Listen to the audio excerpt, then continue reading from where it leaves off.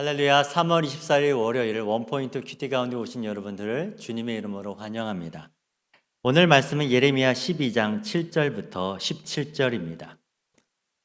내가 내 집을 버리며 내 소유를 내던져 내 마음으로 사랑하는 것을 그 원수의 손에 넘겼나니 내 소유가 숲속의 사자같이 되어서 나를 향하여 그 소리를 내므로 내가 그를 미워하였음이로라. 내 소유가 내게 대하여는 무늬 있는 매가 아니냐. 매들이 그것을 에워싸지 아니하느냐. 너희는 가서 들짐승들을 모아다가 그것을 삼키게 하라. 많은 목자가 내 포도원을 헐며 내 몫을 짓밟아서 내가 기뻐하는 땅을 황무지로 만들었도다. 그들의 일을 황폐하게 하였으므로 그 황무지가 나를 향하여 슬퍼하는도다. 온 땅이 황폐함은 이를 마음에 두는 자가 없음이로다. 파괴하는 자들이 광야에 벗은 산 위에 이르렀고 여호와의 칼이 땅 끝에서 저 끝까지 삼키니 모든 육체가 평안하지 못하도다. 무리가 밀을 심어도 가시를 거두며 수고하여도 소득이 없은즉 그 소산으로 말미암아 스스로 수치를 당하리니 이는 여호와의 분노로 말미암음이니라. 내가 내 백성 이스라엘에게 기업으로 준 소유에 손을 대는 나의 모든 악한 이웃에 대하여 여호와께서 이와 같이 말씀하시니라. 보라, 내가 그들을 그 땅에서 뽑아 버리겠고 유다 집을 그들 가운데서 뽑아내리라.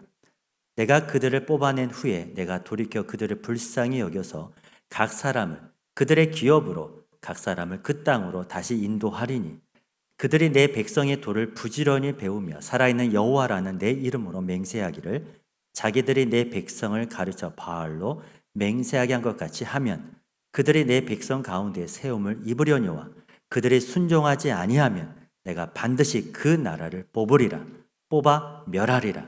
여호와의 말씀이니라. 아멘. 이제 담임 목사님께서 하나님과 예레미야의 탄식이라는 제목으로 큐티 인도해 주시겠습니다. 할렐루야. 네, 오늘 3월 24일 이제 월요일 날 새롭게도 출발합니다. 3월의 스프링을 우리가 이제 마지막으로 보내면서 4월부터는 이제 서서히 봄이 이제 온과 동시에 이제 초여름으로 진입하게 될 겁니다. 입추는 이미 2월이 훨씬 지났지 않습니까? 그래서 입하, 소하, 대만하고 들어갈 겁니다. 그러므로 우리가 세월의 빠름 앞에 누구도 그야말로 목표를 잃어버리고 사는 인생만큼 불쌍한 인생이 없죠.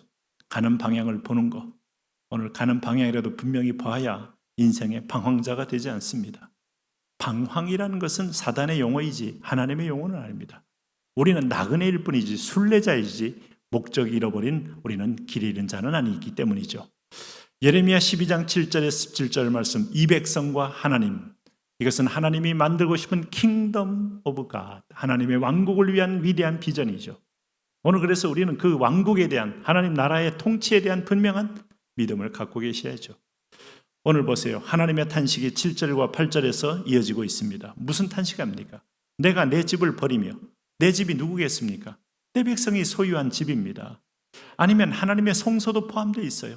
그 성소를 황무지로 만든 백성에게 무슨 의미가 있습니까? 이 백성에게 예배가 사라진 성소는 어떤 의미가 있을까요? 아무에게는 아무 의미가 없습니다. 열국의 눈이고 하나님의 복의 통로인데 그 통로가 다 막혀 있다? 아무 의미 없어요. 내 소유를 내던져 내 마음으로 사랑하는 그것을 그 원수의 손에 넘겼다. 이게 바로 통째로 이 땅을 바벨론의 손에 넘긴다는 하나님의 경고이죠.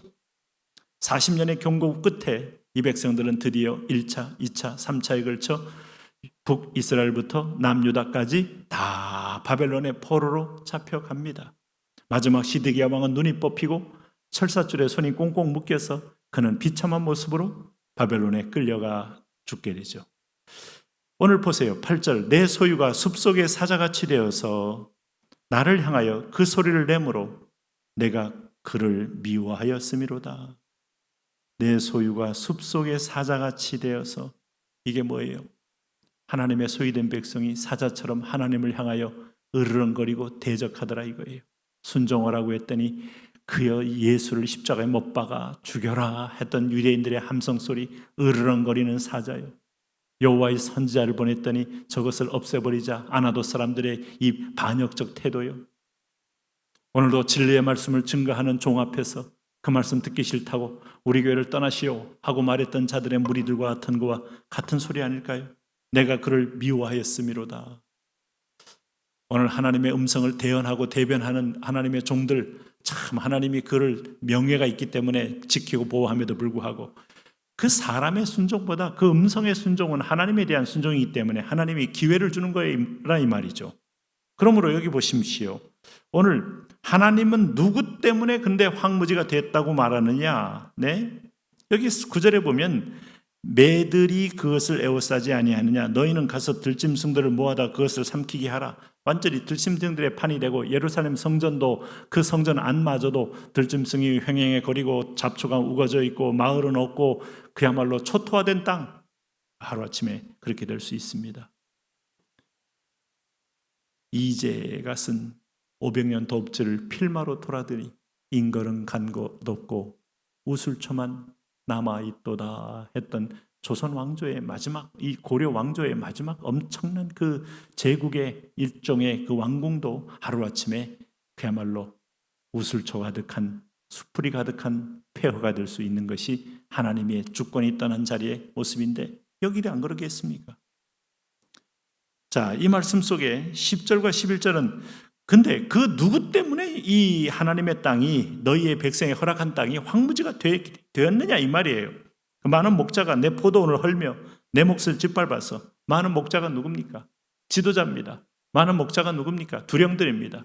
많은 목자가 누굽니까? 거짓 선지자들입니다. 내가 기뻐하는 땅을 황무지로 만들었도다. 하나님의 말씀을 말씀대로 증거하지 않았다는 겁니다. 여호와의 말씀이 임한 대로 선포하지 않았다는 겁니다. 하나님의 도구로 사용되지 않았다는 겁니다. 그들이 이를 황폐하게 하였으므로 그 황무지가 나를 향하여 슬퍼하는도다. 온 땅이 황폐함은 이를 마음에 두는 자가 없음이로다. 사람들은 이 일의 심각함을 몰라요. 왜 황무하게 되는지, 왜 이 땅이 방향을 잃고 있는지. 학교의 선생님이 53가지의 성을 가리키면서 성적 자기 결정권을 주장하며 초등학교 3학년 학생에게 내가 마음대로 성적으로 원하는 대로 할 수 있는 결정권은 내게 있어. 부모도 그걸 막을 수 없어. 통제할 수 없어. 여러분, 성경이 그렇게 가르쳤습니까? 자녀들에게 부르짖으니 하나님의 법도를 가르치라고 했지. 절제와 인내와 그리고 그가 무엇을 향하여 살아야 하는지를 가르치라고 했지. 인간이 하나님처럼 돼서 내 하고 싶은 대로 해봐.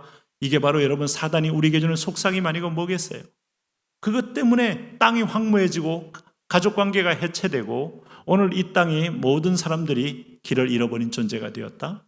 황무함에 대한 책임이 말씀을 말씀으로 제대로 증거하지 않는 목자들, 거짓 선지자들, 두령들, 거기 다 책임자들 거기 포함되어 있는 거죠.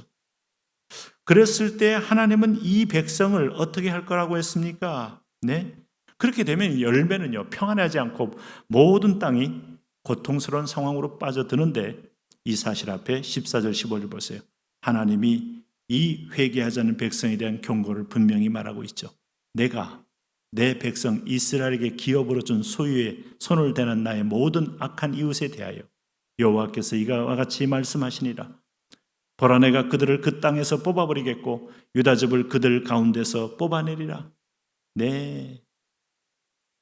여기도 보면 하나님께서 오늘 이런 황무하게 만든 내 백성의 나라를 12절에 파괴하는 자들이 광야의 모든 벗은 산 위에 이르렀고 여호와의 칼이 땅 이 끝에서 저 끝까지 삼키니 모든 육체가 평안하지 못하리라.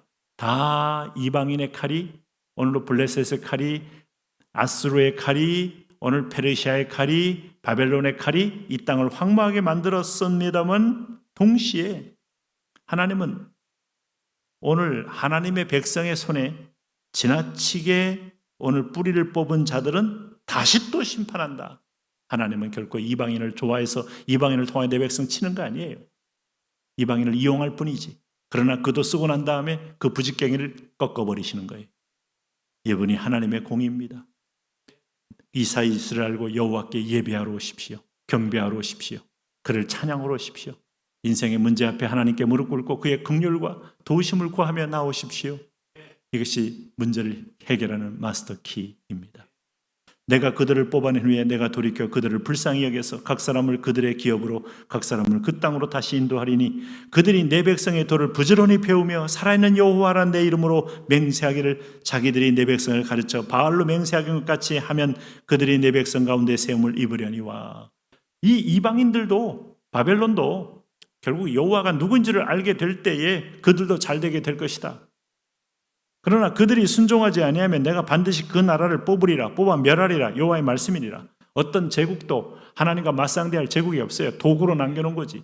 저 시진핑이가 2,000명의 선교사 추방하고 오늘로 절대 공산주의, 모태등주의에 자기 이념으로 받아들이면서 공격을 했을 때 하나님은 오늘 그를 필요한 만큼 쓰시고 결국 계속 그 길을 갈 때 하나님은 어떻습니까? 뽑아 멸하리라.